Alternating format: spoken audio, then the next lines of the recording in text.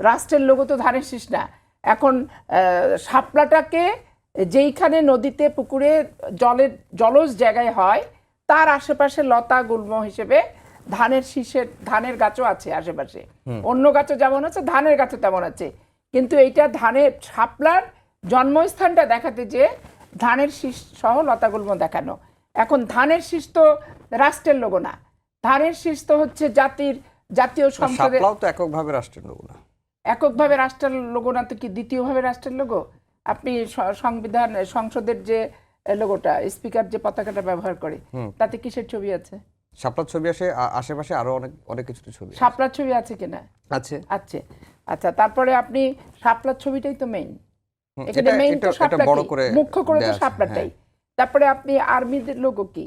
আর্মিদের কি বিডিআরদের কিংবা যে পতাকা বৈঠকে যখন বসতেছে এই রাষ্ট্র ওই রাষ্ট্র, জাতীয় তো শাপলাই তো থাকছে এখানে, তাই না? এখন এর আগে একবার আসছিল যে কাঁঠাল নাকি নিয়ে, যে জাতীয় ফল তো কাঁঠাল, তো জাতীয় ফল কাঁঠাল হলেও জাতীয় ফল কাঁঠাল, কাঁঠাল তার লোগো না, কোনো কিছুর কি লোগো? যে আমাদের জাতীয় সংসদের স্পিকার যে পতাকাটা ব্যবহার করে সেটা লোগো, সেটা কিন্তু না।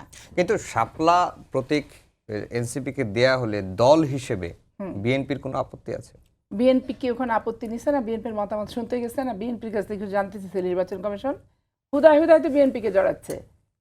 আমরা বিএনপি তো এখানে পার্ট না, বিএনপি কিন্তু হুদায় এনসিপি টানাটানি করছে যে লতা গুল্মোর ভিতরে যে শাপলাটা ফুটে আশেপাশে হচ্ছে ধানের শীষ, ধানও আছে, ধানের গাছও আছে।